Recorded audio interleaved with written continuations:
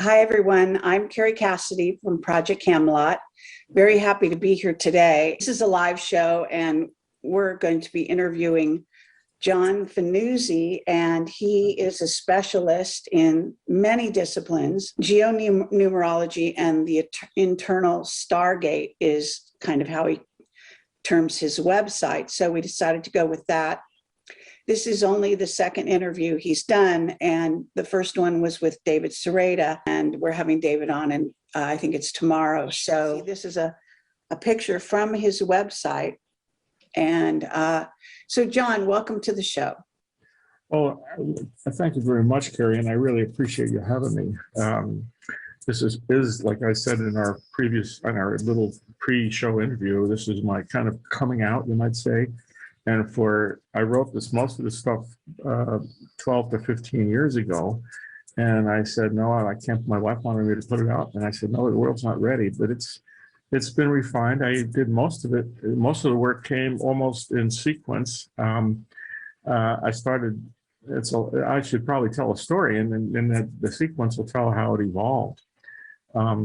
I had a company called Golden Ratio Woodworks, and we manufactured massage and therapy tables for 25 years. And the Chinese invasion destroyed us and most of the industry. Everybody went to China and choked us. So we did, over the years, we built over 120,000, I don't even know the numbers, well over 100,000 massage tables. And the company name was Golden Ratio. And so I was always fascinated by the Golden Ratio and the pyramids and that type of thing. I had a great background in a great ride with the company, many trade shows, investigated so many different topics in that community. And I just got going on this thing. When I lost my business, I was like really depressed, and I put my creative energy into drawing. And so I started drawing these shapes, and I'm going to start with the first one because I'm going to go to here. This is how it started. I sent a picture of what's on the screen now about the CERN Super Collider. I noticed in the newspaper there was a picture right here. I said, that's a portal. I was really into portals. And I said, look at the day it started, 9/10/2008, 9/10/10, 9/11. And then I started doing a little contemplation. I said, well, that's the number of alpha. Alpha numerology is 9/11, the vowels of conscious. Omega is 11/3. Now, those are very significant dates in our, the bad guys seem to use those dates for their events. And I consider this very sacred. And when I get into the phi geometry very deep, you're going to see how the numbers, the angles, the shapes of everything fits like a glove. And so this was the beginning. And what happened, I sent this to a friend, this picture, and he happened to be one of the agents for Rumor Mill News. And he sent the copy to Raylan, and Raylan called me up and said, hey, would you like to be one of our agents? And it just so happened that I had been following Rumor Mill that was around 2002 or 3, maybe since then. And she was a star in exposing a lot of things. So I posted this and I said, what am I going to do? I'm not a special forces guy or a military, some of these intel guys, but I started doing these drawings on her and posting them on her on the website. And it seemed that they came out almost in order. And when I needed a name, I'll go back to this one. I was doing some work with breathing. Wait a minute, is that the one here? With heart math and getting into the zone of breathing. And I had the realization, I said, I was Golden Ratio. The solar plexus chakra, which I said, there's got to be a golden ratio chakra. And the solar plexus is 5 and 5, 10 petals, but it's 5 in and 5 out on the in-breath and out-breath. So that was the beginning of it. And I started making drawings on a regular basis. So it turned out I probably have about 300 different drawings. And my path along the way, I've been guided, tremendous guidance. Probably my spiritual path started when my father died. I grew up in New Jersey. My father was actually a bookie. I didn't even know it. And everyone said, hey, boy, what a good man he was. And I thought to myself, I was really self-centered and macho Italian. And what would they say about me if I died? And then one of my neighbors said, John, you don't die. There's reincarnation. I said, what? And he gave me one of Edgar Casey's books. So that started this long path seeking truth. And my friends thought I was crazy. I didn't go out anymore on Friday and Saturday nights. I said, I was reading and studying and meditating. All I wanted was truth. And I had some incredible guidance and experiences with when I keep knocking the door down. You know, I came to a realization. It's all about becoming Christ. I had a brother that was pushing me. He was a fundamentalist and complaining about my study of astrology. He said, "Your religion, this is the devil and all that stuff." I said, "Well," I said a prayer one night. I said, "God, I need answers now." I opened up to the book of Revelation. The book of Corinthians, and it said, I open right to this page. If you only have hope in Christ, you're men most miserable. Unless Christ is raised, your faith is in vain and you are yet in your sins. So that was the beginning of a long search. And I found, I read, everything I could read. Yogananda's book was a big, meaningful piece along the way about self-realization. And then, along the way, Vivekananda said, he was the guru of Tesla. He said, it's good to be born in a religion, but very bad to die in one. So all this work parallels a spiritual path, but I really want to get through the dogma and show that's what I've done. I think that most of this stuff is pretty scientific if I get into it deeply. And I don't even, let's see where we start. There's so much to start with. But telling that story, gives people an idea of where, a little bit idea where we're at. And I was very bothered by some of the things. I realized that the Bible was altered. I went to the Vatican a few times, and the first thing you get when you walk up the stairs is a bust of Julius Caesar with a crown of thorns. I said, oh, wow, this is pretty good. They put this right in your face. And I started asking questions more and more, and I always got answers. And that's the one thing I contemplate, which I call incubation. And then I get answers. The voice speaks to me, and that happens. So that's kind of the beginning of everything. And okay, now, and that's a great introduction. Now, let's start with some of these terms, because I'm just looking over your website and some of the statements you're making in the beginning. And you're talking, first of all, you call something an internal stargate. And obviously it relates to the chakras and possibly other it goes things. So can you talk about the internal stargate and what you had in mind when you labeled that? That's a really nice name, actually.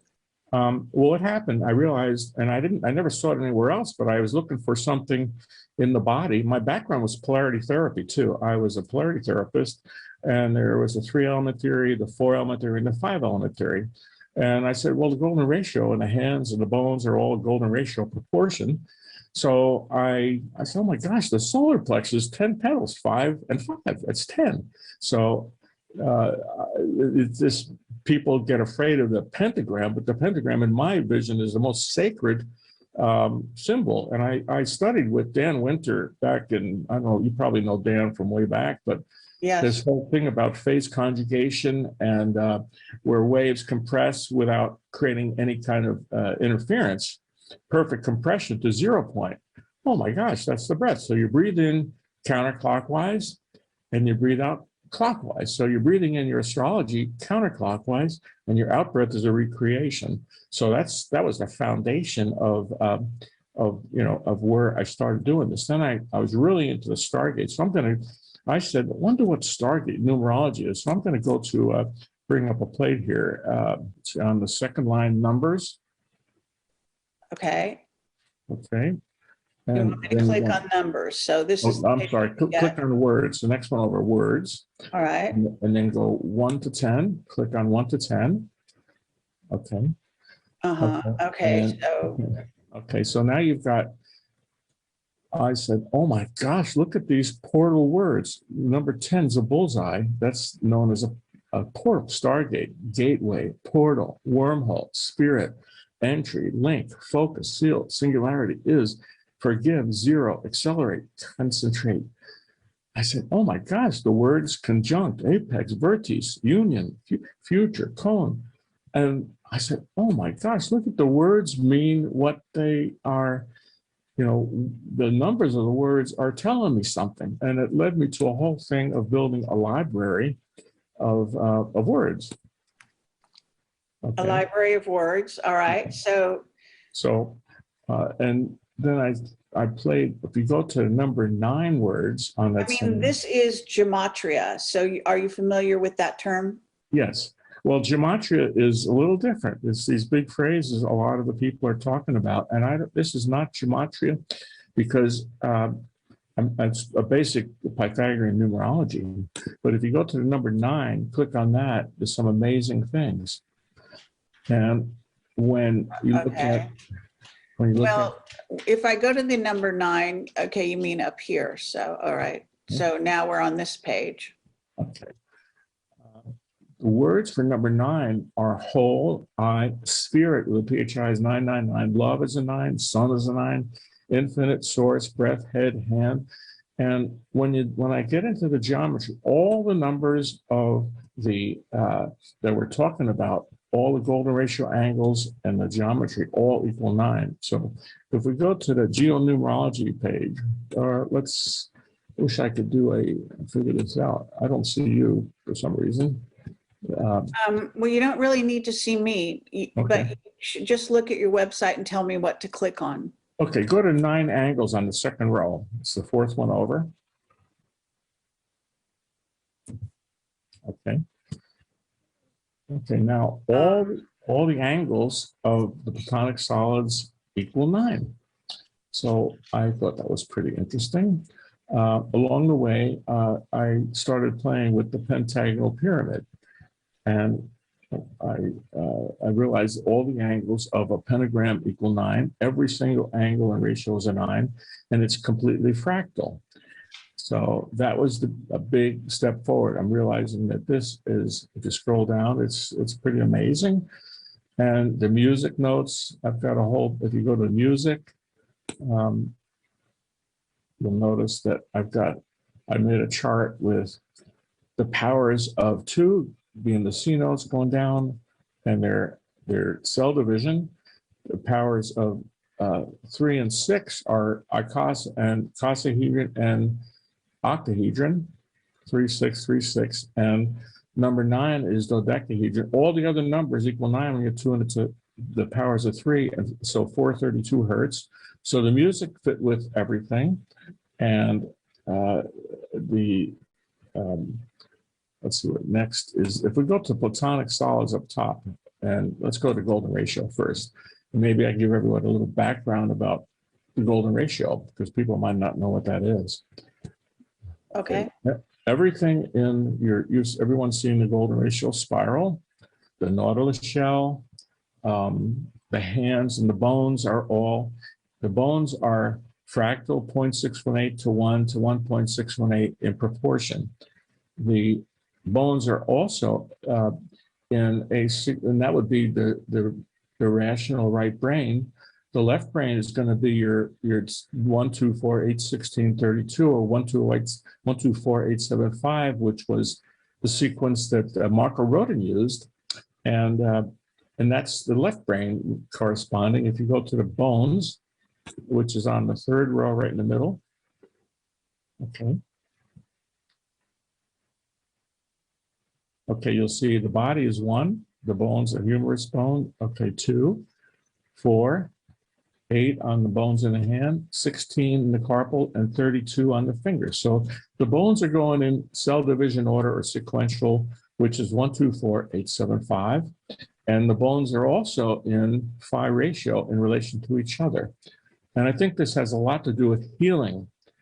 And if I go back, trying to weave this whole tapestry in an hour here, if you go to, let's see, my original thing that I did some years ago, I go to 3, 4, 5 cross on the 4th row to the right. And this kind of got me going. I drew something about 1982. I was on an airplane, and I took Pythagoras' theorem, flipped it and turned it, and there was a missing quadrant, which 3 squared plus 4 squared plus equals 5 squared is Pythagoras' theorem.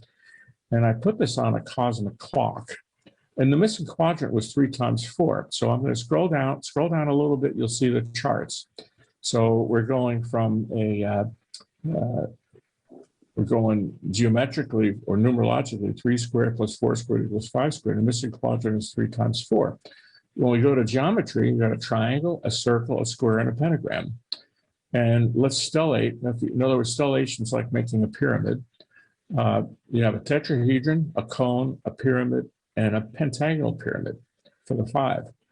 If you put the male and female left and right, you start making a star tetrahedron, 2 cones, a octahedron, and an icosahedron. When you put 2 pyramids together, they make icosahedron, dodecahedron. So there's a total geometric progression of that.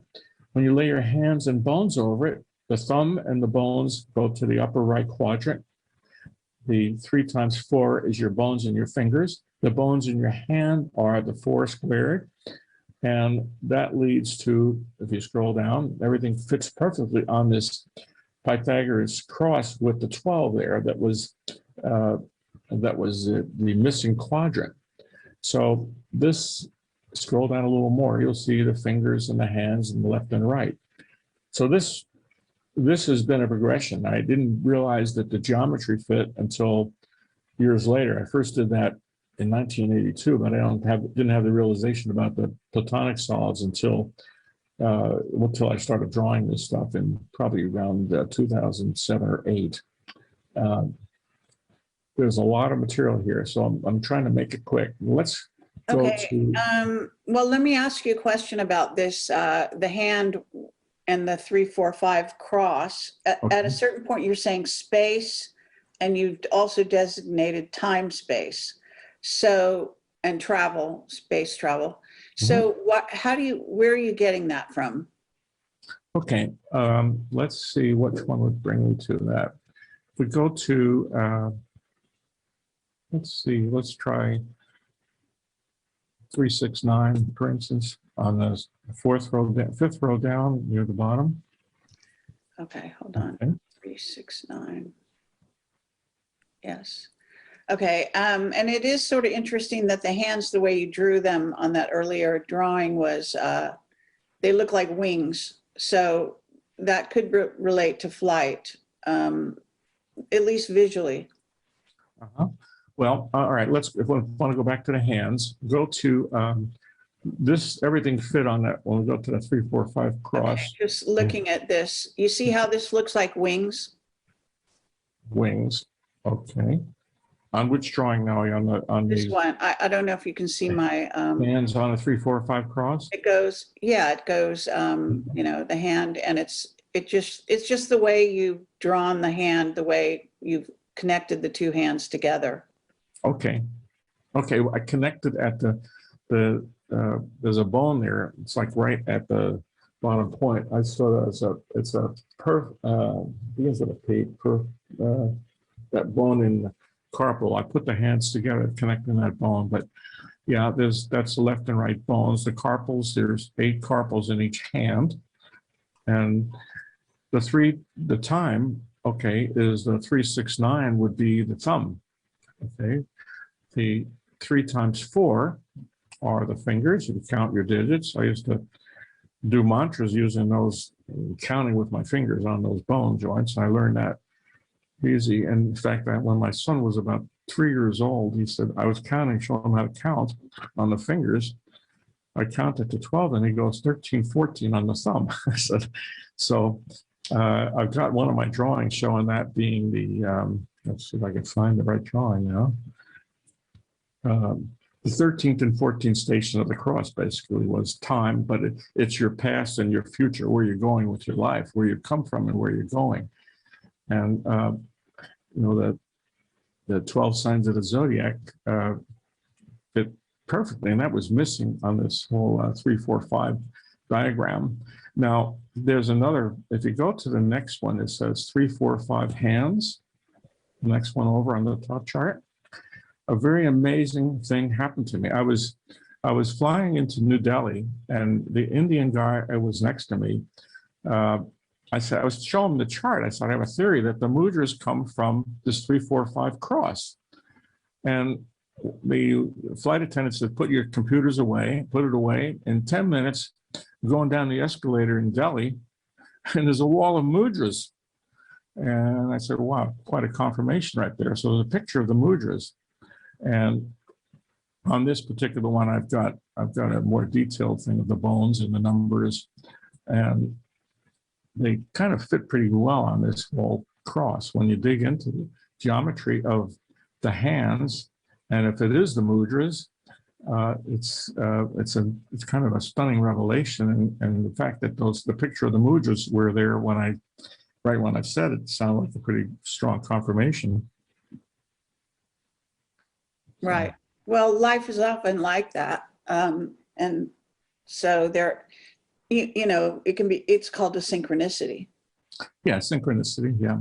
And that's part of, when you get into the pent geometry, for instance. Okay, let's go to I am that I am in the middle. Okay. Okay, right in the middle, about the 5th row down, 4th row down. Okay. We talked about alpha and omega in the beginning. I discovered early, I made a pen pyramid out of paper, and my theory was I could put 12 of these together and I'll have the 12 sides of a dodecahedron. Well, guess what? They don't fit together, they overlap. So the angles on, well, that's why I relate this to I am, the angles on the pentagram and all the stellations, everything equals 9. The apex all equal 9. And 1 to 1, you get 2 points. So it's relating to 9/11. And so the bad guys, I think, just were hijacking something else. They made the pentagram into the devil. And I think it's the most sacred symbol because it takes you to 0-point energy. And this was a big find for me when I realized that these overlap and you have an infinite number of dodecahedrons in the middle. Now, if you go to the page up top that says nesting, okay, and you will notice that 5 cubes fit inside of a dodecahedron. Okay, so where does it say nesting? Top row, right in the middle. Oh, there it is. Okay. Okay. So 5 cubes nest perfectly inside of a dodecahedron. So each cube has 8 points. 5 times 8 is 40. So I consider the dodeca to be the mother of all platonic solids. Now, none of the icosahedron, dodecahedron are all irrational. They're all golden ratio, and they're not finite. And they go to 0 point. And all of your matter fits inside of the cube. The cube and the 2 tetrahedrons, male and female, fit inside of a cube. Icosahedron fits inside of a cube. So what I'm saying, this is very important to know, because out of the spiritual symbols of the dodecahedron, icosahedron, you have all the material, which is tetraocta cube. Now, if you go over, slide down to the bottom one, you'll see dodeca waves. The dodecahedron is infinitely fractal, and inside your stellations of a dodeca is going to connect you to everything in space, really. That's the nice thing about, the dodecahedron and the fractility of that 0 point. So we're talking about 0 point energy.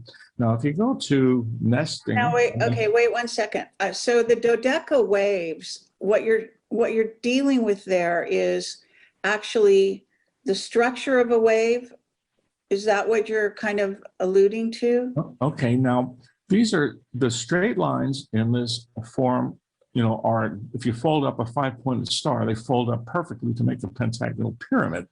Now, if you take the waveform, which is right below, the waveform it compresses to 0 point, like Dan Winter says, phase conjugation and non-interfering waves. They go to 0 point.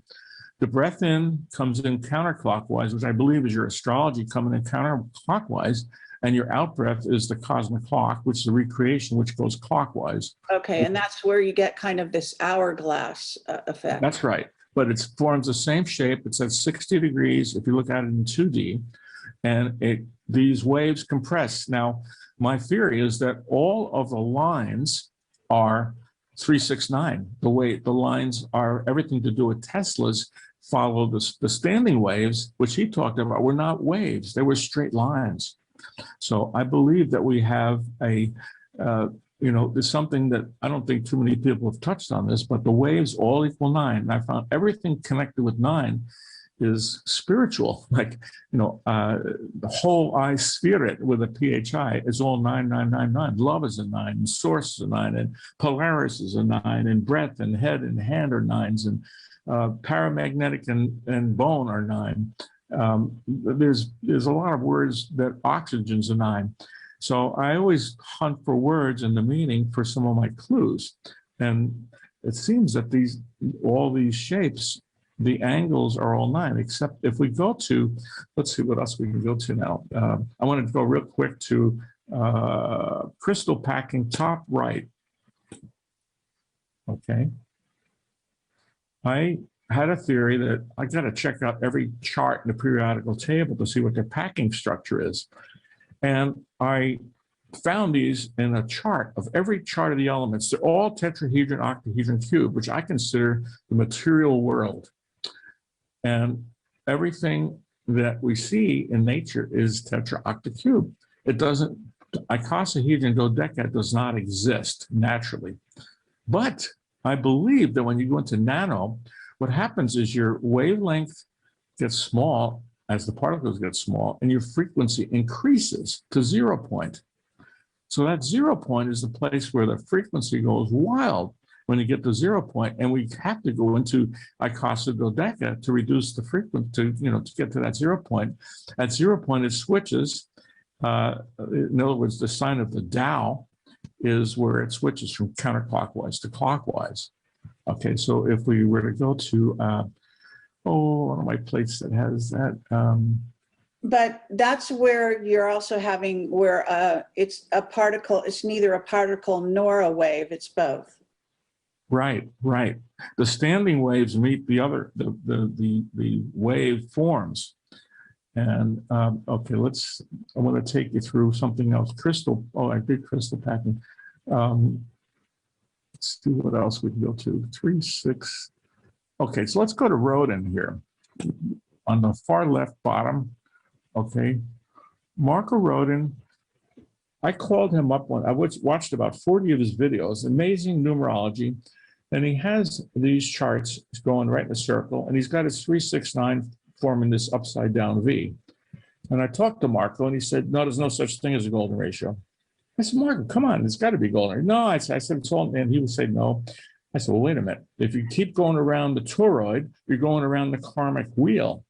And he inspired me to change the diagram to 1, 2, 4, 8, 7, 5, being the horizontal in 3D, and the 369 is a vortexical vertical axis. So the 3 is a 1 and 2, which is 12, which is the zodiac coming in counterclockwise in waveform. And the 15 or the 6 is 1 to 5. And inside your dodeca comes all of matter. Your recreation comes out of the dodecahedron, where you got 5 cubes representing ether, air, fire, water, and earth. Okay, so this got me, this was a big revelation. I realized that Marco was showing me the matrix. And this is basically where you get stuck in the material world. And it's prism. It's red, yellow, blue, orange, purple, green. And I got this from, I said, it says 3 primary and 3 secondary colors. And I had a friend who was a geometer, pretty good. And I told him this, is, oh my gosh, he said, I forget the fellow's name in the 1920s, talked about what I'm talking about. And He said, John, you're right on. And well, so what I put together is the 124 is your recreation in protons, neutrons, and electrons. Because he said the one was one in red was a proton, 2 was a neutron, 4 is an electron, 8 is X-rays, 7 is gamma rays, and 5 or 32 is cosmic rays. So let's scroll down a little bit now. Let's see if I can find something I want. Okay, so let's look at the 369 first in the cube. And remember that there's 2 tetrahedron inside of a cube. So your material world is the 1, 2, 4, 8, 7, 5.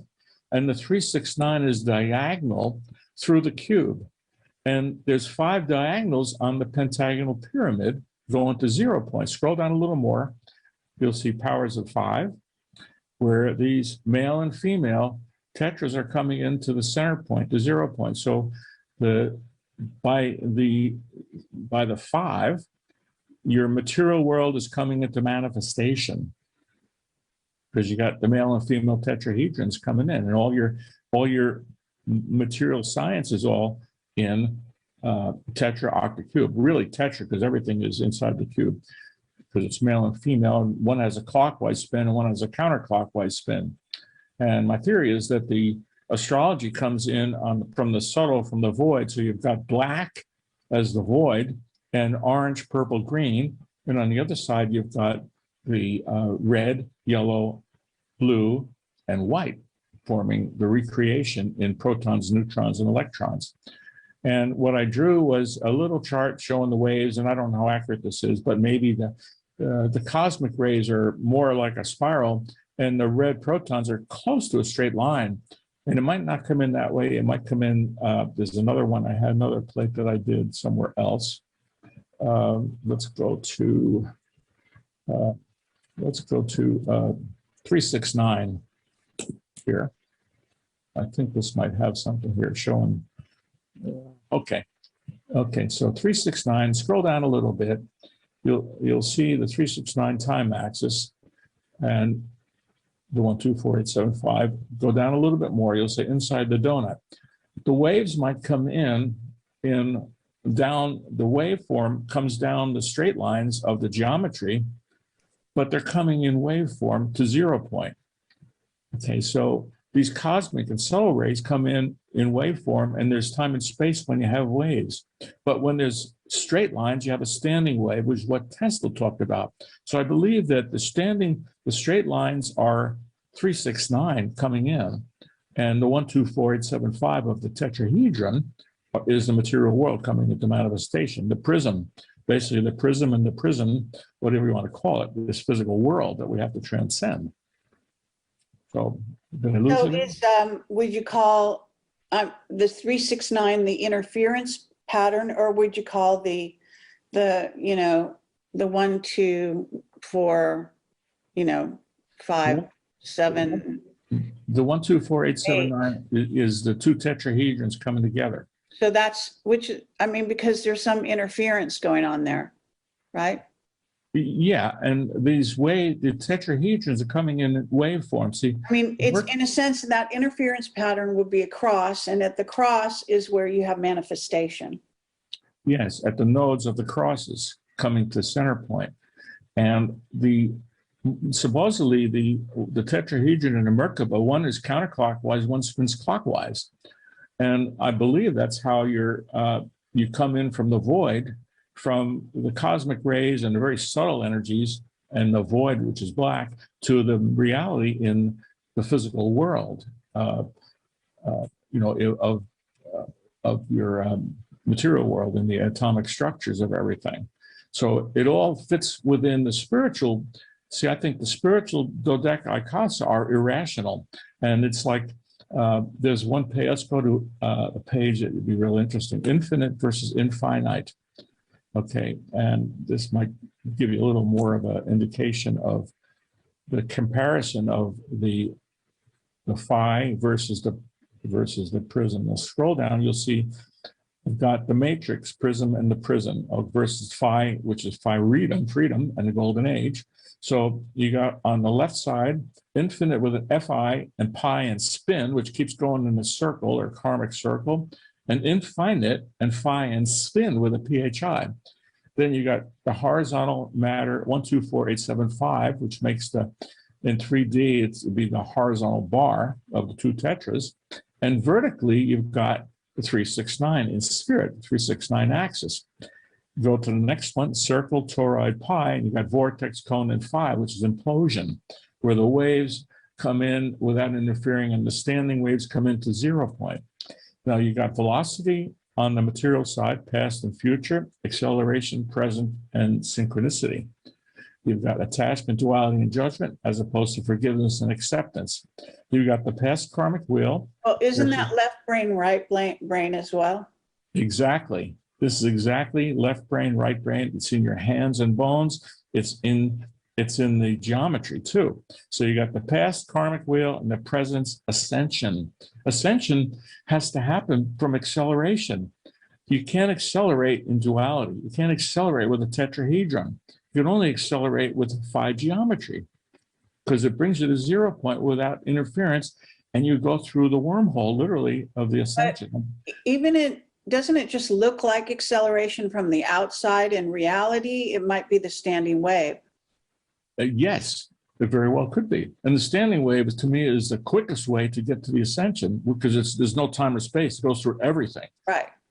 The standing wave goes through everything. So Tesla, why did he say that? And you know, that when I did the numerology, I woke up one morning, what's ye are gods? I said, oh my gosh, it's 369. Exactly. Ye are gods is 369.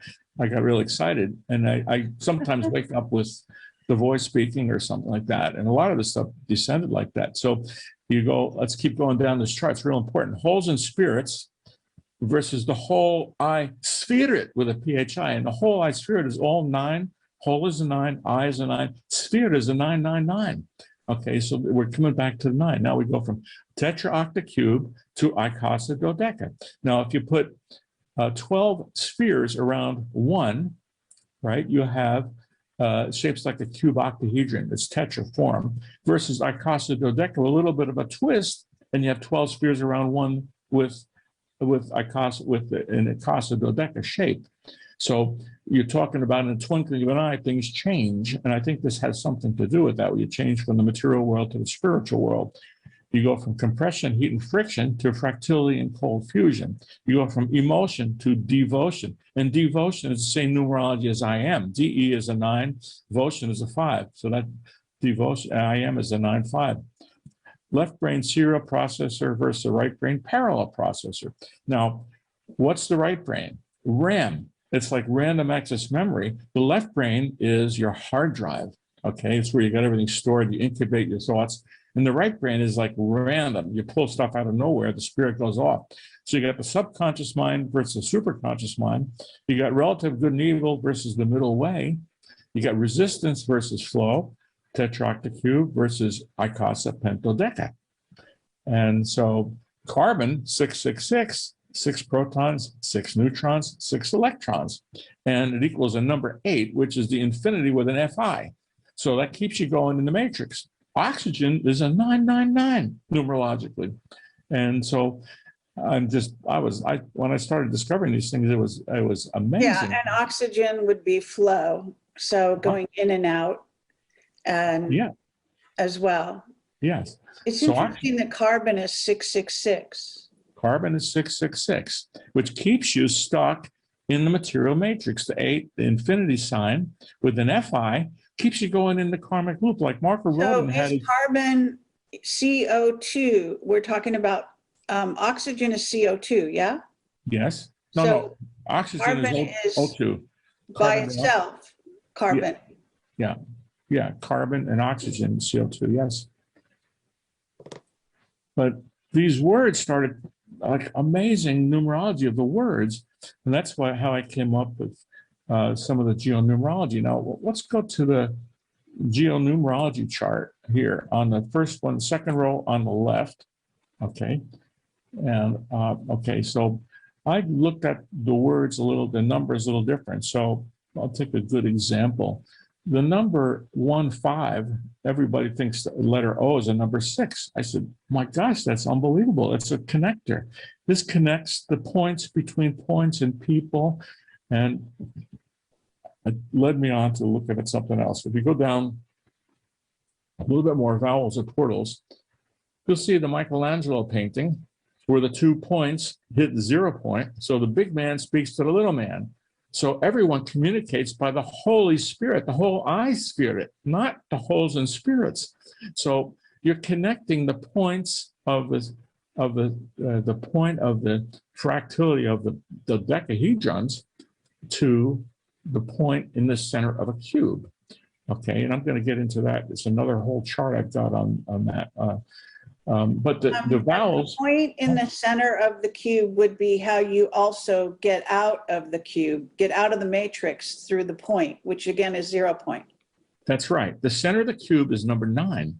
Now, if you go up to the top chart again, you'll see the number 9, which is the head, right? This is the source, the love. You see the words, but that I consider the head. Oh, I'm sorry.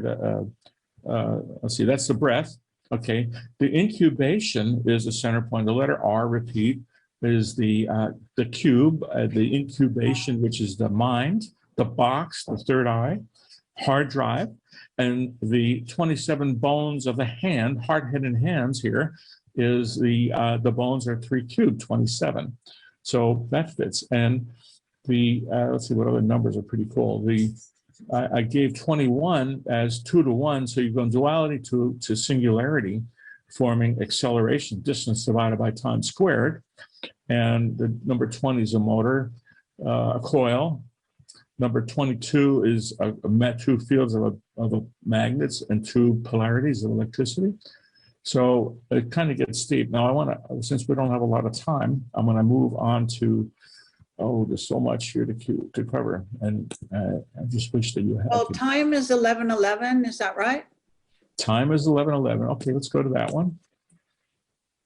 Well, I noticed many years ago that my number is 11. I'm born on 11, and my consonants, my vowels in my name is 11. And every time I had a thought, the number 11 will come up on the highway. Unbelievable, split second time, and confirms everything. I had a thought over and over. Everyone is puzzles over that, you know, because when you stumble on that, you see it on a clock and something's happening. So many times. And the 1 is the stellation of the dodeca. Okay, I'm convinced that this is how it fits together. And that's the connecting point, like Michelangelo is showing between the fingers. You're throwing 2 fractal reducers, which is in the fingers. Now, I had a background in polarity therapy. And why do my hands do this incredible energy going through my hands? Because the energy is reducing through the bones to 0 point. It's you know, amazing things happen with energy work. And I believe it's the bones, the shape of the bones. And, you know, the pharynx are friends. Now that's kind of interesting. What do you think about this, that at least in France, they actually build houses on bones. Have you heard of that? They build houses like how? On bones. On bones. Wow. Yeah. Well, I know and maybe that's why, because you're saying the energy is in the bones. Maybe that's why they're really doing it. Well, I know that some of the Buddhists bury their people, some not the Tibetans, someone buried the bones. The heads have to be facing a certain direction, I think north. And the bones, when you bury versus cremate, the energy stays in the bones and it stays there and anchors the light in the earth. And you have a much longer time out of embodiment. Versus if you do a cremation, the energy goes right away. You might re-embody quicker. Now, yeah, but it captures. So the bone, in a sense, captures the energy. Yes. I mean, I think it's what I would call a dark side practice, is to build things to live and to put bones. All the bones are under the, you know, the crypt in Paris and all of that. In other words, they're drawing energy, but it's actually a kind of a soul capture device even. Could be, but I'll tell you something. I'm used to force fields, and I can walk and feel a force field. If it's like some of the chanting people, it's unbelievable, the force field. I had a great guru that had a force field that would knock you over. And when I went to Italy, I was walking, I was in St. Francis, Assisi. I was in Assisi, walking underground. I was talking to people. I didn't even know where we were going. I was just following along. I said, I walked by this place. I said, oh my gosh, what's here? There was an incredible force field. I said, what's here? It was St. Francis burial site inside this underground like place in Assisi. And oh my gosh, what a force field, because his bones were there. And many stories go, King Arthur's bones didn't decompose, Yogananda's bones did not decompose. And some of the great spiritual adepts, their bones stayed intact, and they kept, maybe because they want to keep the light anchored in the earth. I don't know. Yeah, interesting. Well, what I would say, the force field is actually a vortex. Okay. Or a portal. Yeah, I agree. That's what you're sensing, because I can feel vortexes and portals. I'm a earth sensitive, and I feel it in my hands. Like I can tell you if there's a portal somewhere. I'm the same way. I'm very sensitive to energy fields.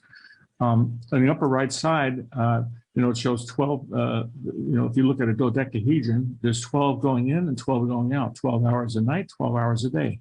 And this is where I made a sample of, I made 12 pentagonal pyramids, figured I could make a dodeca. That's how I discovered that, wait a minute, there's an overlap.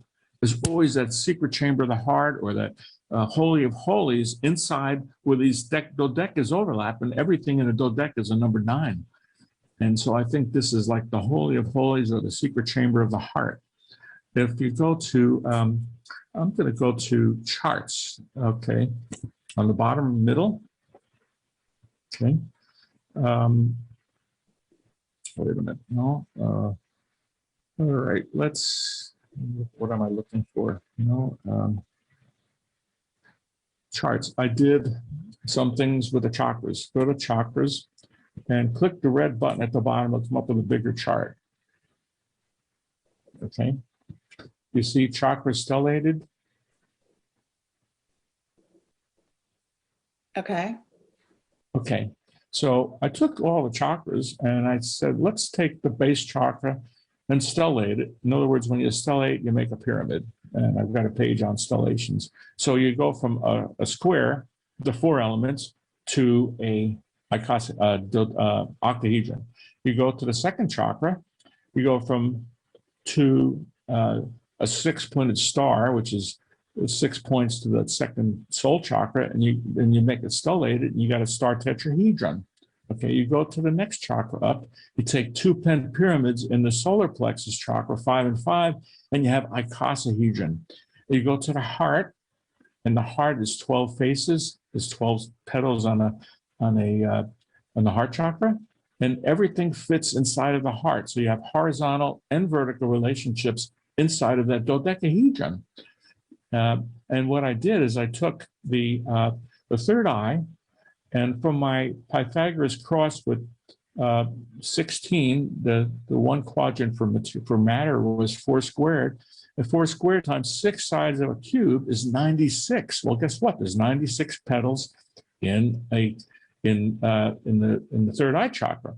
Well, wait a minute, I'm taking it from a geometry point of view. That, and the center point of that cube with all the boxes, I believe is the box. This is the box, the third eye, and get out of the box. And when the stellation of a dodeca meets the third eye, the point of the dodecahedron hits that center point. When I be single, the whole body shall be full of light, it says in the Bible. Well, this is when the spark goes off. You incubate your thoughts in the third eye. And I believe the third eye has, I put 6 senses, 6 active and 6 passive senses. And that's like your hard drive, all your recordings, all your soul history, your intuition, your typical smell and touch and feel, your sight. But that's the box. And it's incubation. And when you incubate, you keep going smaller and smaller to that center point.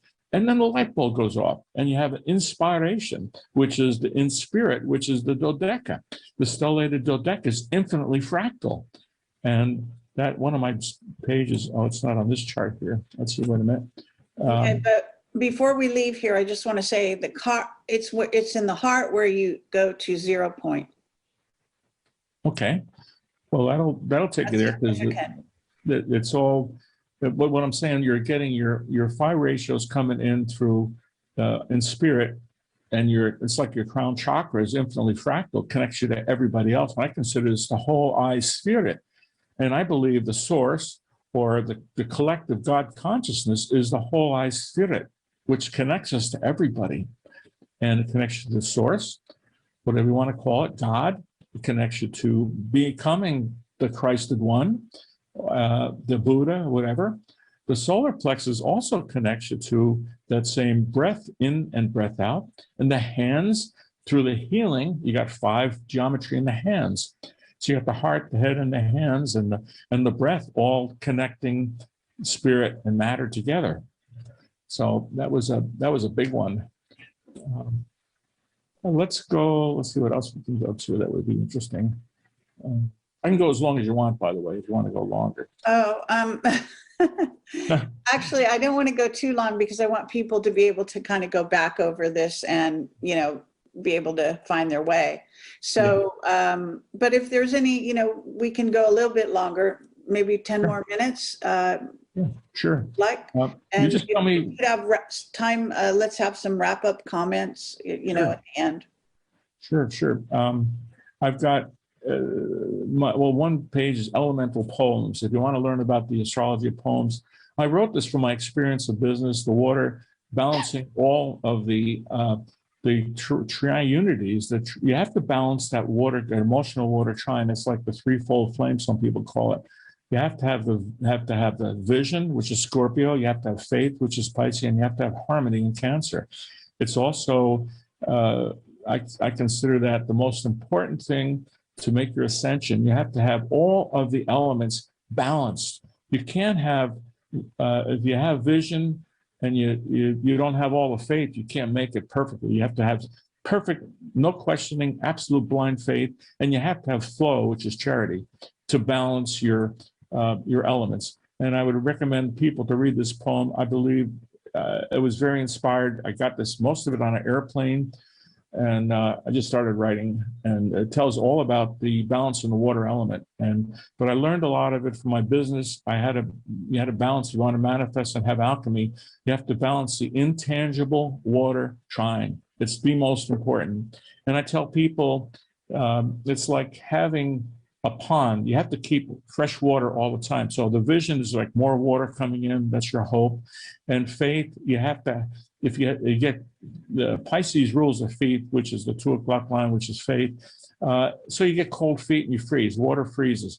In Scorpio, which is hope, the vision or creativity, that's the vision. But you get a desert if you don't have any creativity, and you get scorpions. In Cancer, which is charity, if you're too attached to stuff, you really don't have love. Love is about flow, and flow has everything to do with letting water out of the pond. If you don't let it out, you get stagnation and mosquitoes. So I tell people that little story because it makes it so easy to balance that triunity, that triangle. You have to have you have to have a vision in life. You have to have faith, absolute faith, and you have to have charity, which is total flow, to have a balance. If you want to make your ascension, put the triangles back in. You have to balance all the elements, but this to me is the most important because most people get stuck on this and they don't know where they're going, or they have questioning on something. Like right now, I'm totally supportive of the plan. I mean, I can't, otherwise I got to have faith. Something has to work. Otherwise there's no God or no creator. And so anyway, I encourage people to read that. I believe these elements are very important for people to read. And I'm going to go back here. Let's see if I can go back to I lost here. Wait a minute. Back to home. Okay, here we go. So, all right, let's go to another one real quick I want to touch on is violet fire. Everyone's heard of the violet fire invocation. And I changed it a little. It's not just a fire, it's implosion.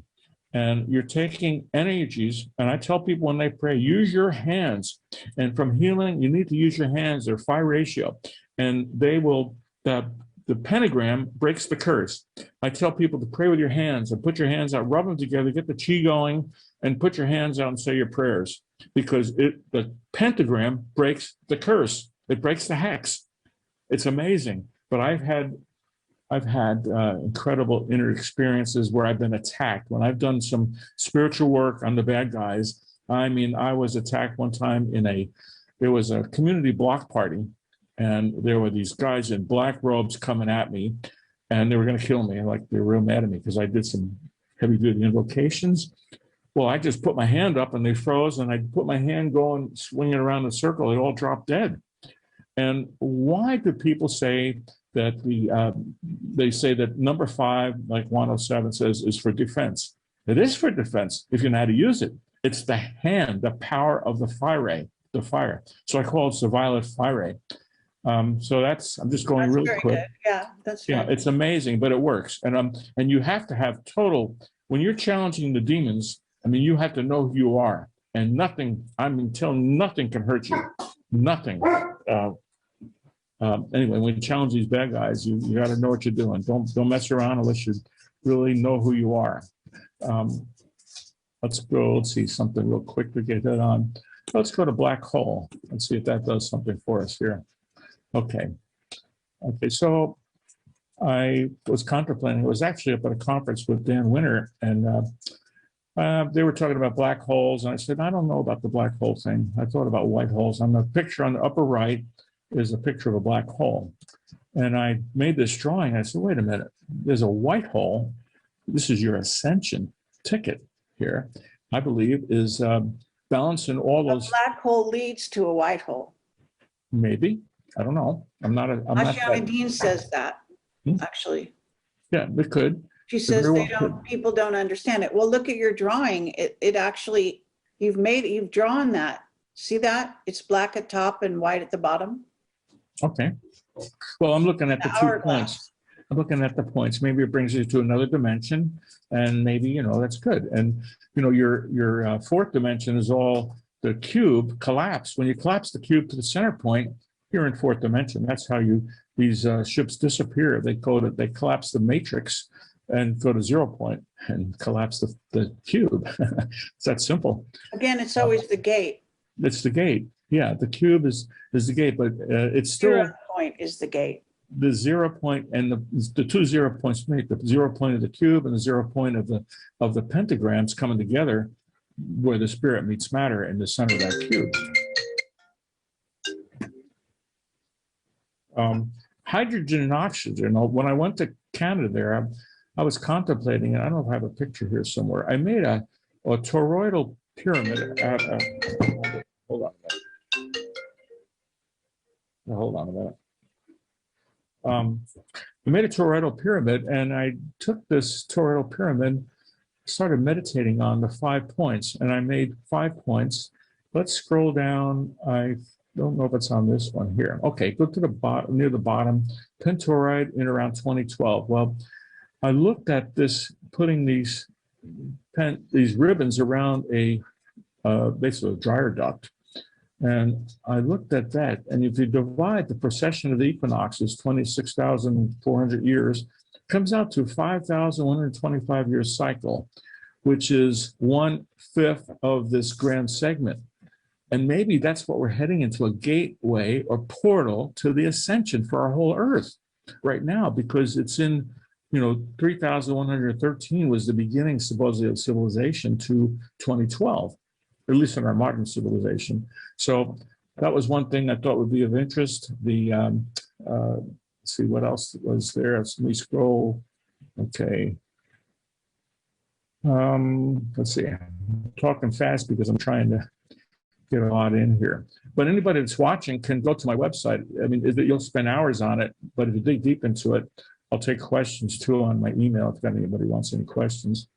All right, so let's also tell people your email. My email is, I can use john@goldenratio.com or my name, John Fanuzzi @gmail.com.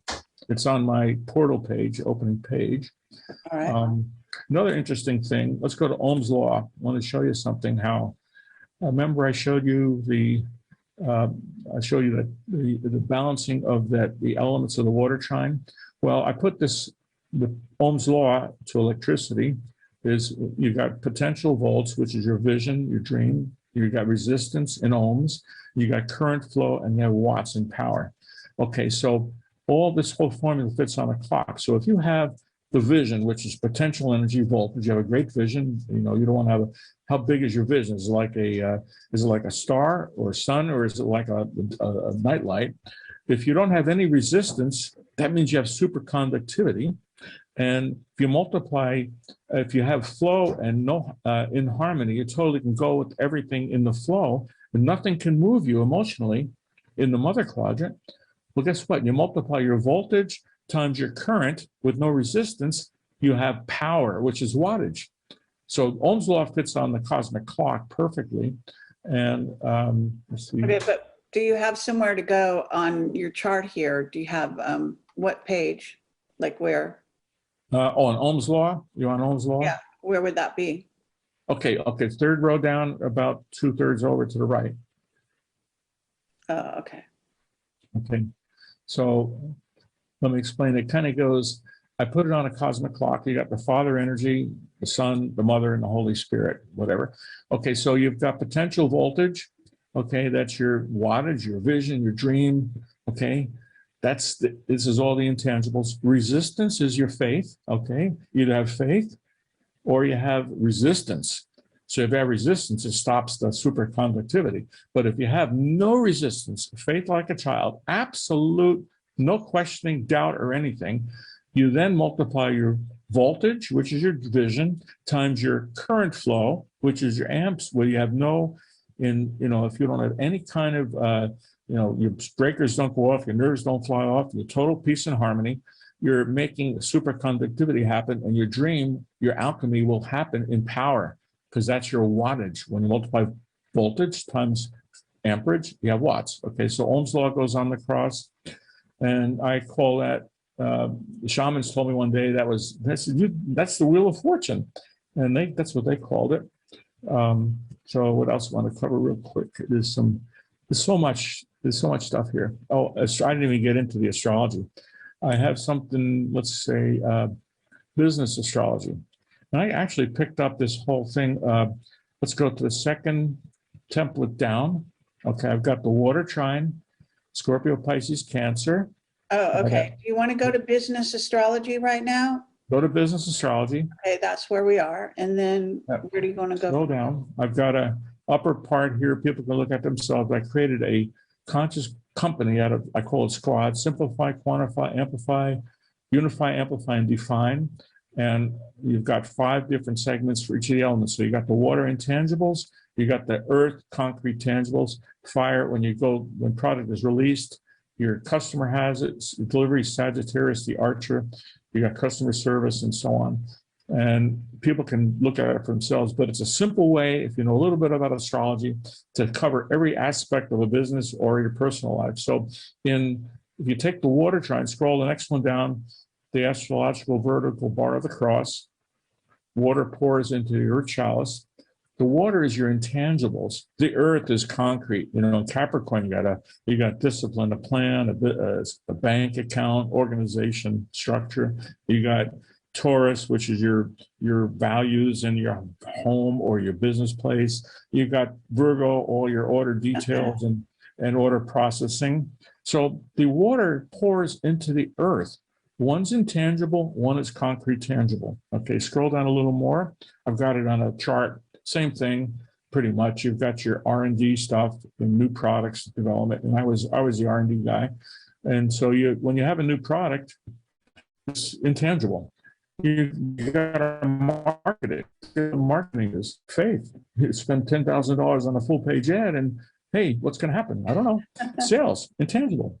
You're listening to your customer, and then you've got, then everything pours into earth. I'll go down to open chart for precipitation and delivery. So kind of goes from the mother energy, the intangibles to the tangibles. When you ship your product to Sagittarius, the archer, delivery.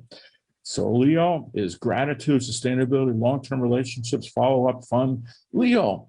And what is Aries? Control. Aries people have to hold back. Control. They're the customer service is their initiation and forgiveness and listen to the customer.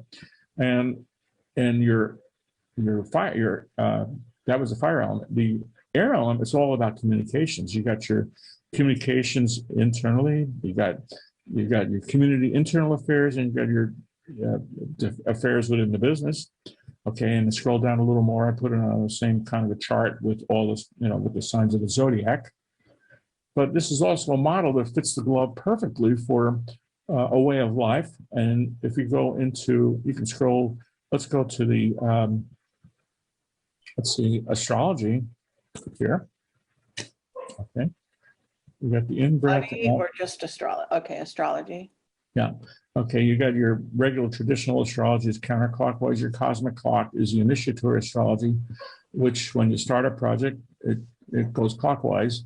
Okay, so scroll down. I've got the cosmic clock, whole chart on that, which I don't know if a lot of astrologers are familiar with it, but it's pretty accurate. I follow this. I've used this for years. Very accurate. And let's go to, let's see where I wanted to go. Oh, on a personal level, you've got same thing fits with a relationship. You got your intangibles, hope, faith, and charity. So hope is your vision, conception, creating babies, recreation. You got faith is like your romance, engagement, trust, positive attitude, and charity is nurturing. Same thing, you got your home and structure, family. So it works for your personal life. But I actually learned this stuff from my business because I work from kind of from the intangibles. I'm a Scorpio, and I guess I'm out of the box, intangible kind of guy. I'll do the impossible. I don't know how to do it, but I know how to get help on the other side. So let's see. I'm moving really quickly. Let's see what on body astrology. Okay.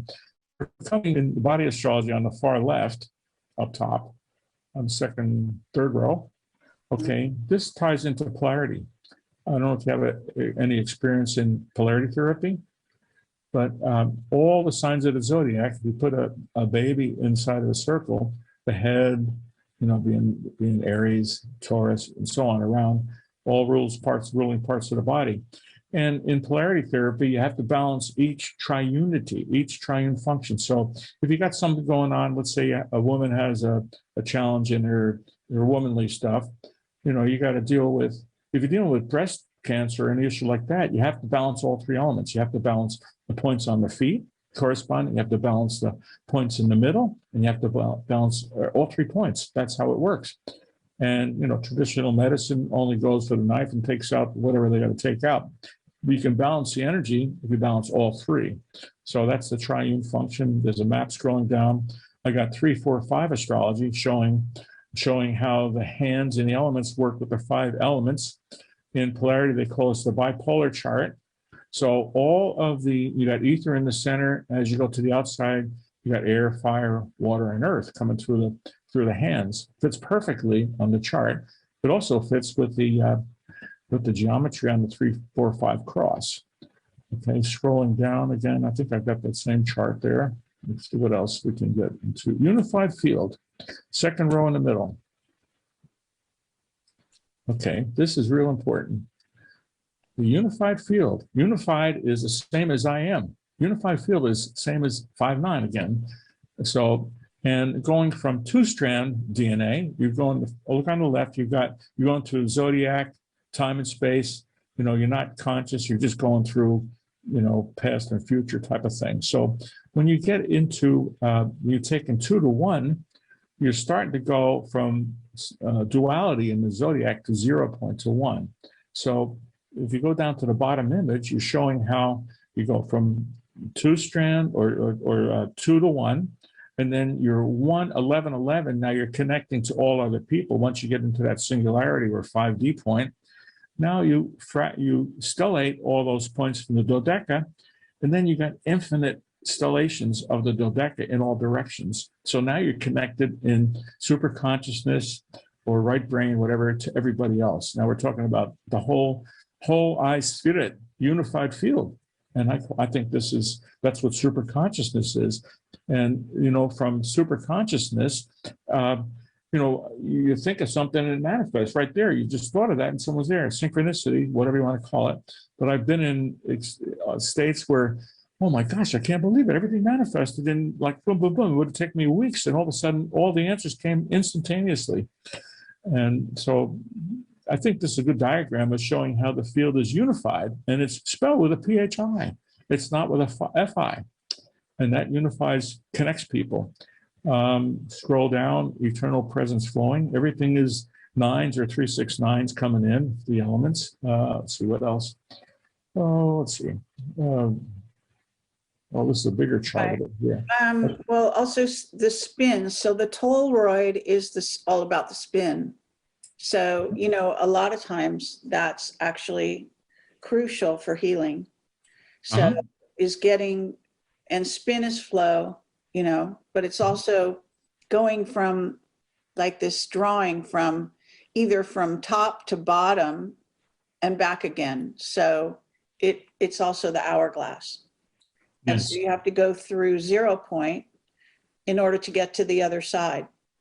Right. And a lot of times when I do polarity work, I use the mudra, my thumb and my fingers together as a point, because that's making that you know, that pentagonal reduction thing. And it's powerful. It's a power, instead of just using one finger or thumb or something, or a hand, a palm.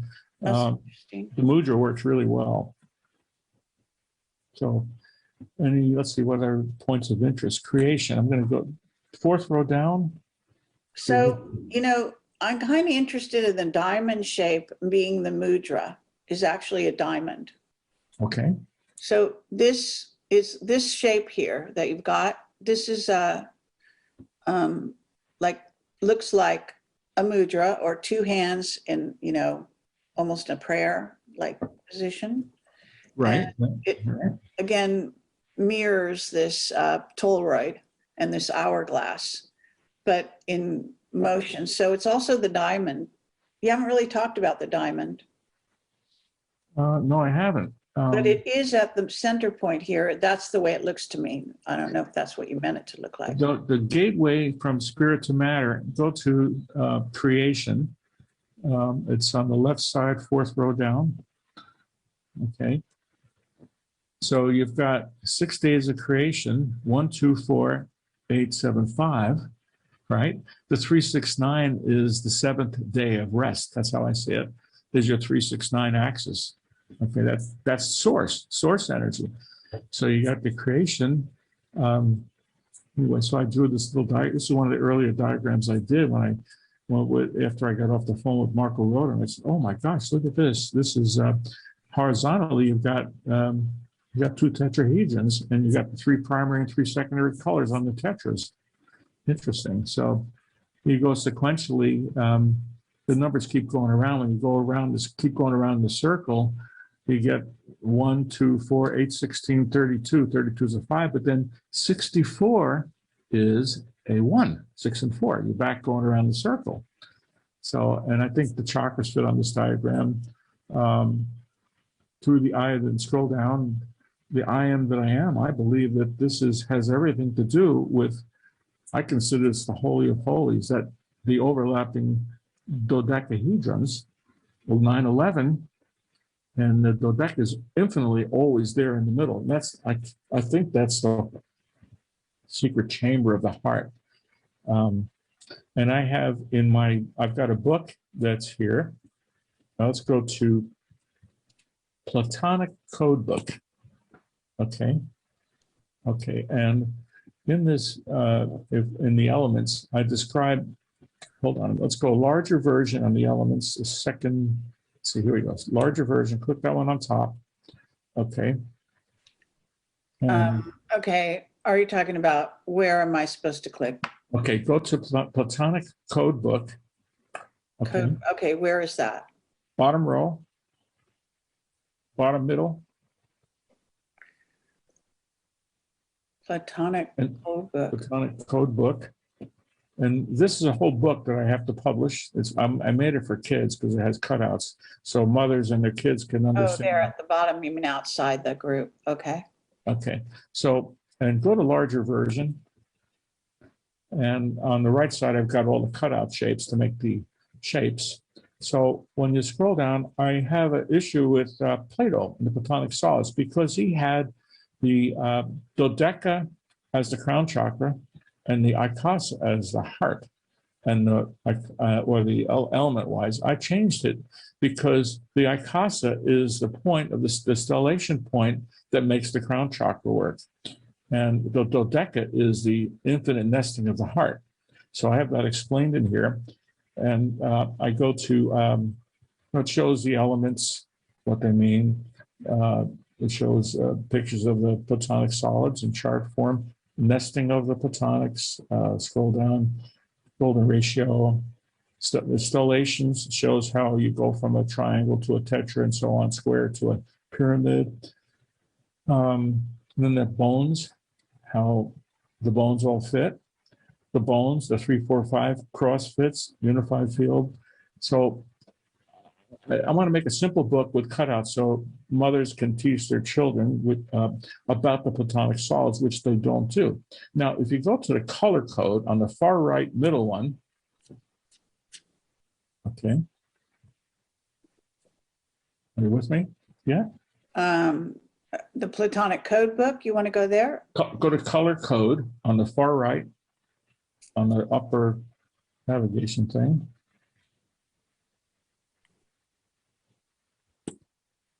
Okay. What I did is I had a hypothesis. In a tetrahedron, there are 4 sides and 4 elements. And from each point, there's a different combination of colors, 4 different combinations. Octahedron, my hypothesis was that there's 6 points and 4 elements, but from each point, there's a different combination or order of the elements. Now, my elements go: red is a water, blue is earth, white is fire, yellow is air. So from an octahedron, there's 6 different combinations. Well, I figured the cube out. That was easy. You have 3 primary, 3 secondary, and the colors kind of fit into each other. Now let's go to the bottom one, the icosahedron. My hypothesis was that there's 12 points of an icosahedron.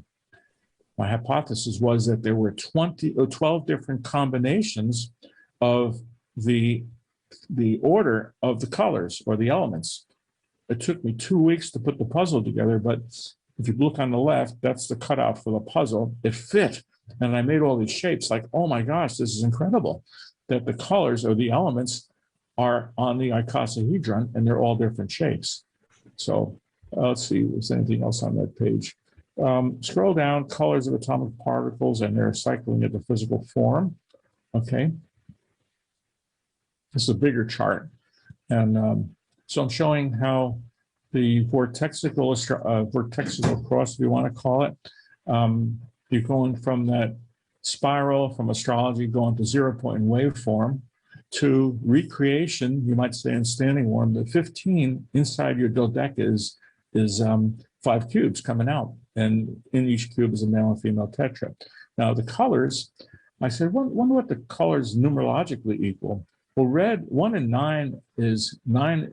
Letter S is the Tao where energy changes. It equals a 1, but 1 and 9 is like that center point, that holy of holies. Red equals a 9. Protons an 8. Okay, that didn't hit it exactly. But yellow equals a 2, neutrons an 8. That didn't work. Blue equals a 4, electrons a 2. And I was trying to put a puzzle together.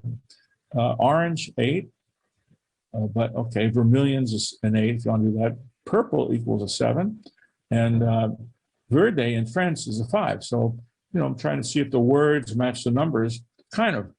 And the horizontal there is 2 tetras that come together, but you got 3 primary and 3 secondary colors meeting the point of the infinite, the golden ratio points coming together, meeting in that center point.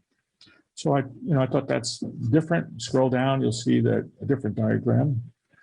Kind of puts everything together. It's more a composite page, and even the next one down, colors fit perfectly on 2D, 3D, 4D, and 5D. So I'm showing how the waves come in on the top, which is the 12 signs, which are 3, number 3. The 6 is a 15, 1, 5, 1 to 5, 6. And you got all your cube, your 5 cubes, which is male, and each one has a male and female tetrahedron. So your cubes and tetras, I got cubes on this outside. So I thought that was interesting. Now, we're going to have to kind of close this down now, but it is fascinating, and I really appreciate you showing us this. Now, I'm wondering, you know, the Kabbalah. So did you take the Kabbalah and try to work this out and see if it actually, you know, is correct, so to speak? Okay.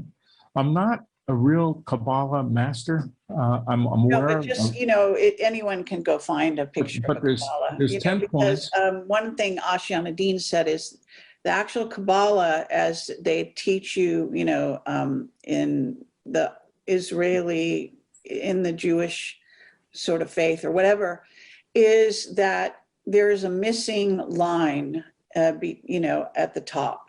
So Okay. there's some kind of geometry that's missing.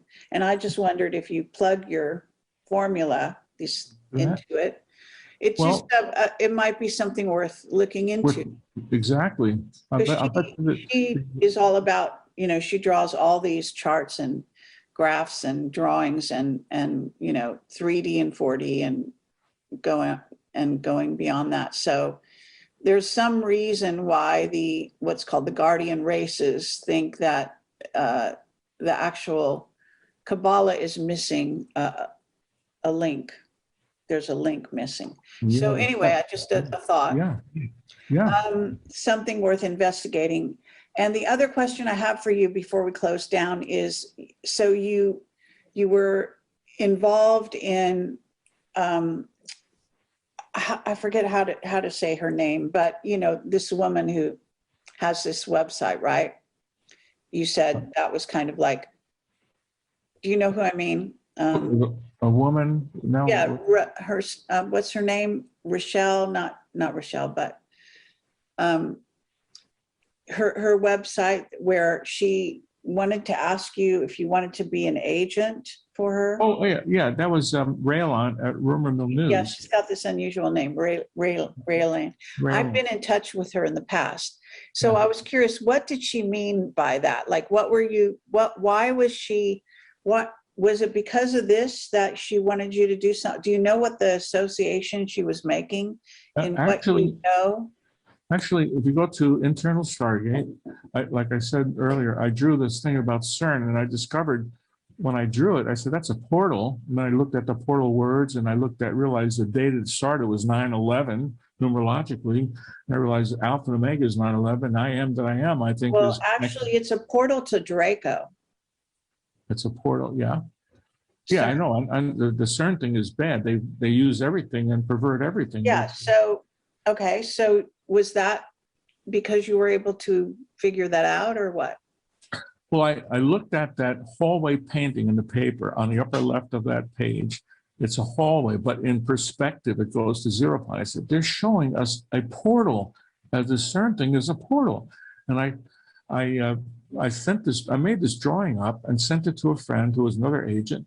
He called up Raylan and said, Raylan told Raylan about it. And Raylan called me up and said, hey, John, would you like to be one of our posting agents? And I was honored because I was very much reading. She had some of the cutting edge intel at the day. And I said, sure, I'd love to, but I didn't have any military intel stuff, but I started making these drawings and they came out almost sequentially. I was amazing. And I didn't even know how to do a website. That was my way of posting these things. And then I figured out one day how to do a website and I started putting it up all the time. Well, was she interested in having you chart? Because I don't know if you're familiar with, you probably would be very interested if you're not, but Ashiana Dean's books, the Voyager books, because scientists do use her information. And one of the things is figuring out, in a sense, in Ascension, where do you go to get out of the matrix, so to speak? And what they've determined is that you have to go through what she calls Sun 8. So it's you have to go out through the sun, and you actually, but it's not just the sun we look at; it's beyond that, from what I understand. Because the sun's a portal. You know, a lot of these planets, Saturn's a portal. You know that, right? Right. So right. I don't. The cosmology is all over the place. I don't know. Okay. Well, yeah. It's just that you could chart a way. You could be able to figure it out based on your sort of internal intuitive knowledge of this sort of thing, because what you're always looking for is it's the gate to get out, so Yes. in ascension, you actually have to, when you teach people ascension, they have to visualize where they're going, if you will. Well, my understanding for the ascension, to qualify, number one, you have to fulfill your divine plan, your purpose. Yeah, that has to do with frequency and actually being able to get to the gate. But And number two, to get to the gate, you need to know, first of all, how to get to the gate, and that is, go ahead. The big one is you have to be able to put the toothpaste back in the tube, and you have to balance all of those triune functions of the four elements. First, they have to be perfectly balanced to fit into the cube, because if you have an unbalanced triangle, it doesn't fit into a tetrahedron. So you have to have all the elements balanced, and those elements all fit into the 5 elements of the pent energy. So the energy in standing wave form can literally get to that 0 point. So you have to balance. I think the most important one is that emotional body. You have to balance your hope, faith, and charity, or Scorpio, Pisces, Cancer, or your vision, your faith, and your harmony. Perfect balance. You can't have anything out of balance, and you have to balance you have to balance a certain percentage of your karma, I guess. But that has to do with it. When you balance these elements, you're balancing your karma, and you know how to deal with relationships and people, and you're not going to get yourself compromised. Well, okay, looking at this chart of yours here, you're talking about the crystal, and you're talking about being Christ-All crystal. Yes. So there is something about the structure of the crystal, right, that relates to Christ consciousness in theory, and also the idea of a vehicle. That's, crystal is also water, all right. crystalline. So there's an interesting issue between carbon and silicon also. You're aware of that, right? Because AI is silicon, yes, and carbon is human, and there's some kind of disparity there that might be rectified by this crystal. I may have something that fits into that one. I read something once where the monks were buried, and they were exhumed, and their bones were turned to crystal, silica. And my theory is that they grind their grains with silica rock, basically either granite or basalt or rocks that have a lot of silica. And you're ingesting those fine particles of the rock when they're eating their food.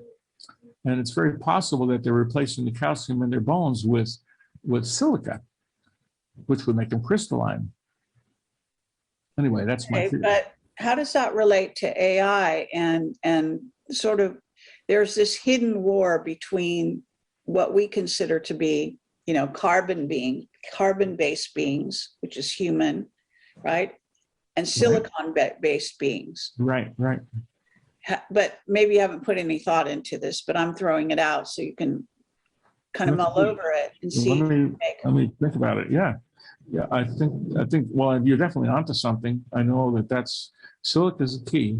Rock has memory. Because right now, just for the sake of argument here, graphene, nanographene oxide has been what they put in all the vaxes. Right. And when that's actually what I've been told by this expert on AI, Dr. David Adair, says the nanographene oxide is actually, it's very sensitive, and it also is, so it takes orders. You can actually influence it in a sense. And it also is the building blocks for creating a new human body, the graphene nano oxide. And it's stronger than steel. So they're trying to build basically a transhuman that is a super soldier or super being who is able to also go out into the universes and travel, go through stargates, etc. And because they think in military terms, conquer other worlds, be impervious to any kind of virus or any of that sort of takeover. So they're using this very key element. Part of it is this thing, graphene and nano oxide, which does have silver. Silver plays a role. Oh, So I just absolutely. wondered if you're aware of that, and whether, that's why I'm asking you about the carbon versus silicon, because what they may be trying to create, they're trying to create a humanity 3.0. This is a secret space program. Right. Which Raylan would know, and the people at CERN would know. And so when they're trying to do that, obviously they're trying to put this stuff into us, and they've been putting it in our food and our water and our chemtrails, even before they started putting it in the vax. And now they even want to inject little children with this. And it's not the problem when you inject that into you is that it does create a cytokine storm. It makes it hard to breathe, for the human to breathe. Right. So then whether they're going to be able to survive it is the question. But if you do live long enough with that building blocks, and because they actually self-replicate. So they're at a very rudimentary level, they are have an awareness, and we've shown it. It's actually, doctors are showing it in Petri dishes, lifting up and looking at the doctor. I've seen it. Yeah. Yeah. So you're talking about, again, a rudimentary level of AI that is influenceable, I believe, by our own scalar waves. We can influence it as well. Okay. But AI influences it. So AI is the brain, and the graphene nano oxide, in a sense, are the building blocks. So the AI directs it and goes through 5G for one thing, and tells it what to do, and then it begins to replicate and can fill your whole body.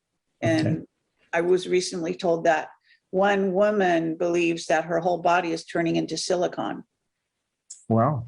Well, let's put this one into the computer. See, nano is small, so when you get really small, your frequency goes way up, and your the rules change. The wavelength goes down. So you're going now. I have a friend that creates the super wet water. I don't know if you know Dan Nelson. Incredible water. It's the wettest water you can imagine. And I was talking to him, and he's a physicist. I said, he was doing it with lasers. I said, are you getting into dodeca geometry? He said, whoa, you know what you're doing. So my theory is, and I know I've created some I've been in the cement chemical, creating an alternative cement to Portland. And I know that you can make some super cements by getting the particles super small into nano size, and they start acting like a liquid.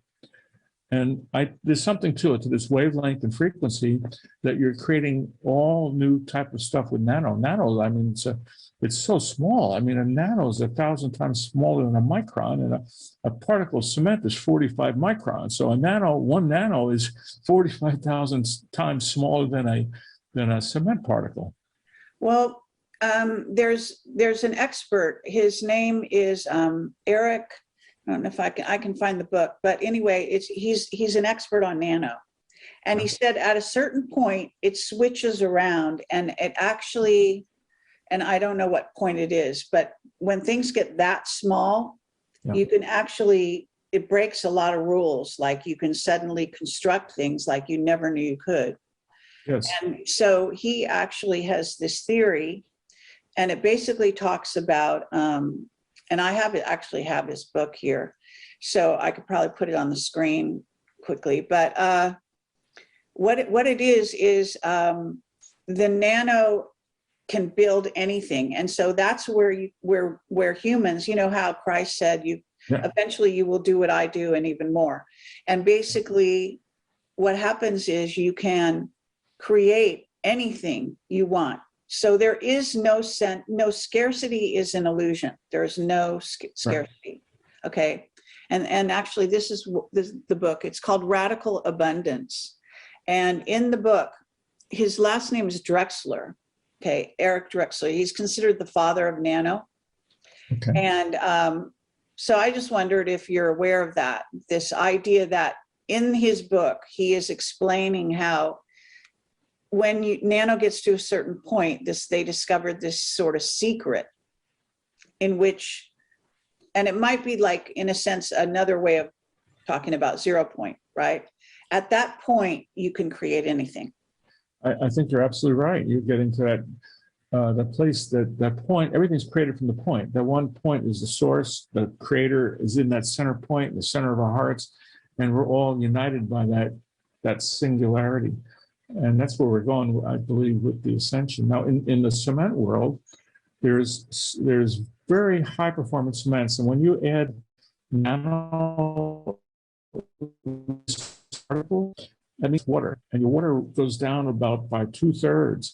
And the strength of your cement is the more water. In other words, the more water, the less strength. So they're using, in high performance cements, they're using very small particles. So I think that has something to do with, with this physics that we're talking about. Right. So anyway, I just wanted to throw that out. It's been fascinating talking to you, and I really appreciate your information. Any parting words that you'd like to say? Well, one of my goals in life is really to shatter some of the dogma that divides people. And I see the point of the pyramid, it's like a mountain. And they're all the different religions or dogmas going up. They're all great, but they're all not there until you get to that singularity point of self-realization, or like Vivekananda said, it's, religion's good to be born into, but it's bad to die. It's a good structure. Whether you have a guru or a religion or a good drill instructor, they're all part of your teachers, but that's part of the path. You have to fly your own kite and become Christ. Like I said in the beginning, you have to be it, not worship the thing. And I was in India doing you have to get rid of the book. You have to actually get out of the cage. That's right. Get out of totally out of the box. I was doing a morning ritual in India with a scriptural rosary and listening to it. And it says, if you don't believe Jesus is God and come in the flesh, you're of the devil, Satan. I said, well, wait a minute, I'm in Hindu land here.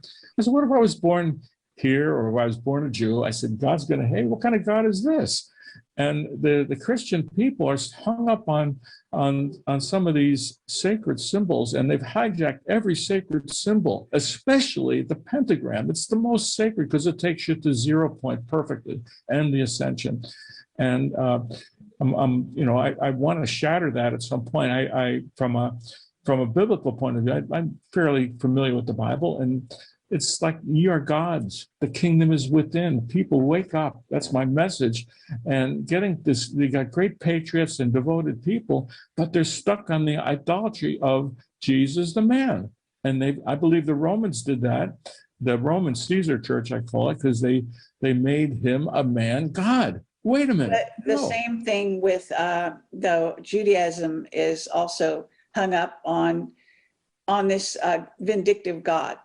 Yeah. That wants to punish you. That's right. That's a core part of their belief system. It's unbelievable. Exactly. And how limiting that is. And so, in other words, you can't possibly be talking about the creator source if you're talking about a vindictive God. A vindictive God is somebody who is trapped in a matrix, right, like us. Yes. And can't get out. And that is not a high being. That's, not the highest being, not the all that is, the creator, whatever you want to say. So why they don't, I don't get that. I don't get that. Why don't they get that? It's so obvious. It's so simple. I saw right through it early on. And even when I had Dan Winter out here in 1999, and he got me into this whole thing, got me out of the I had a guru, and he woke me up a lot, got me out of the box. And, but basically getting to this 0 point, that was really important. And I had I got a push from my brother, who is a very fundamentalist, thinks I'm from Mars sometimes. But these people all have the same idolatrous thing. I see it right through the Bible. Wake up, people. And someday this site is, I'm trying to base this on science, geometry, pieces that fit the puzzle. And I'm redundant a lot, but everything fits. It has to fit. And the 369 is key. And get out of that Well, external. Tesla said that as well. Yeah, and it says ye are gods is 369 in numerology. And I use the word gods, plural, in the vowels and consonants. Gods, plural, is a 369. The O is a 6. So that's important. I am God's will manifest. It's like I'm not God, what I'm saying? I'm not worshiping the God, but I say it a different way. And my invocations, I'm afraid to use some of the God alone is an 8, which is the material matrix. 8 keeps you in the matrix, in the infinity with an FI.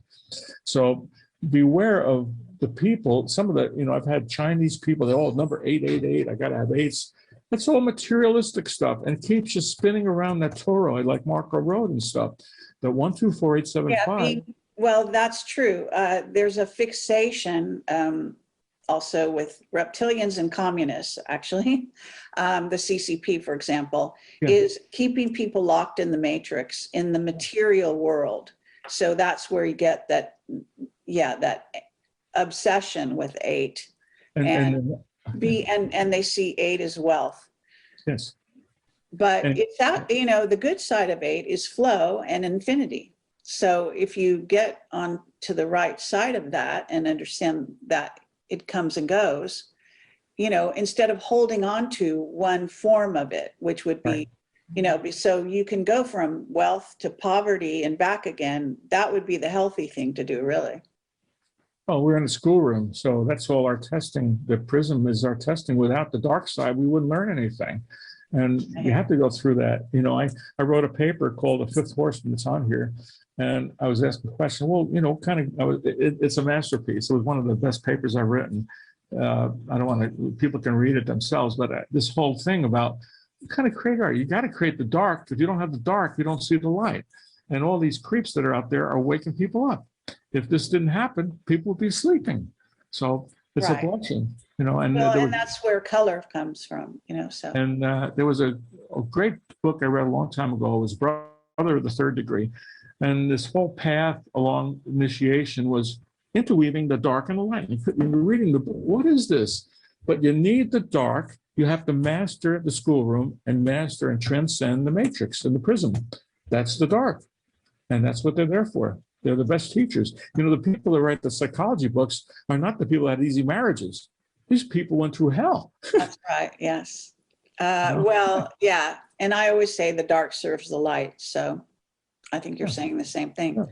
All right. Thank you very much for being here again. And everyone, will be able to go to the page and get your email and so on and so forth. And if you have more information that you want to send me to put on the page, we can do that too. There's a lot here. There's about 300 different pictures on here. And I tried to go as fast as I could so people could get a little taste of it. But you go to the website, there's a lot there. I've got a whole class on polarity outline for a whole class on polarity. Has everything to do with the geometry in the body and the healing and balancing the elements.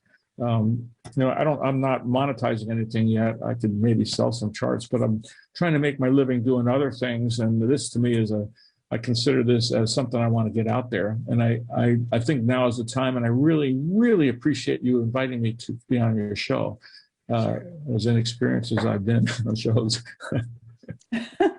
All right. Well, thank you very much again. And we'll revisit this in the future. I hope you'll come back. Okay. Just give me a call anytime. I'll be willing to talk about stuff. There's lots of different things I can talk about. It's not just, there's a lot. This is just one little area.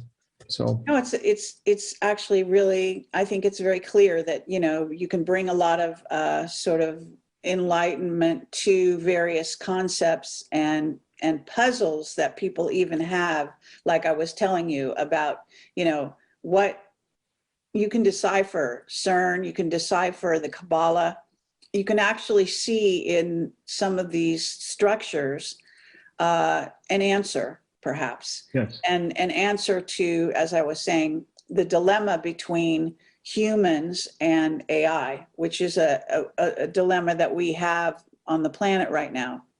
Right. Not a lot of people are aware of it, but it's coming to the fore, so to speak. Absolutely. We're going to win all the way. I'm confident we're in good hands, and you Yes. don't give 1 inch to questioning. That's one thing I've done. I have so many people, oh, losing hope, and they're, no, don't give 1 inch, because that breaks the alchemy. It totally breaks everything when you have questioning or doubt. It breaks that line of Pisces. You can't make the triangle work if you have any doubt. You have to have absolute belief in your vision, and you have to have total harmony. You got to have it. It's so, so important. You know? Well, I would say yes, but I would also say in order to continue and to reach that place, you must continue to explore, which means you must question everything. But it works like this. You got a left brain, which is all your contemplation, studies, you read up and research, and you say prayer, or look, you wake up, go to bed and say, I need answers.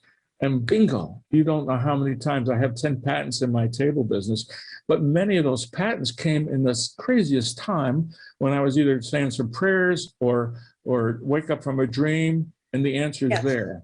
And that's the So spirit. you go into the right brain. That's the right brain. Going through the gate into, you know. Exactly. And I encourage people, do your studies, but also ask for answers, because if you have that relationship with the source, the answers are there always, always come.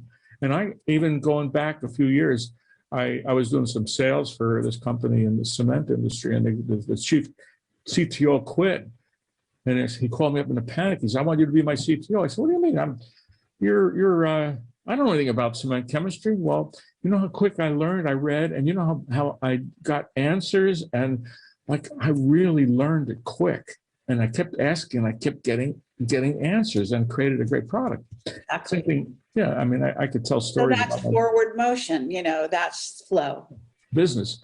Business taught me everything. My company was, we made massage tables, but so many times, you know, I would literally sit a table I'm working on in my living room. So I had to walk by and trip over it until I got it. And one day I remember exploding. Oh my God, 15 years trying to get the answer. And bingo, I hit the holy grail of design on a massage table. Amazing. But I can tell so many stories that's where I got a lot of this stuff from my experiences in business. And everything started fitting together. And in healing, I had a healing background in polarity, which was awesome science. And Right. That's great. Yeah. Yeah. Understanding polarity is extremely important. Yeah. Yeah. So. All right. Take care. Well, Okay. anyway, thanks for having me, and be glad to come back anytime. Thanks. Excellent. All right. Thank you very much. All right. Have a Bye-bye. great day. Thanks. Bye-bye.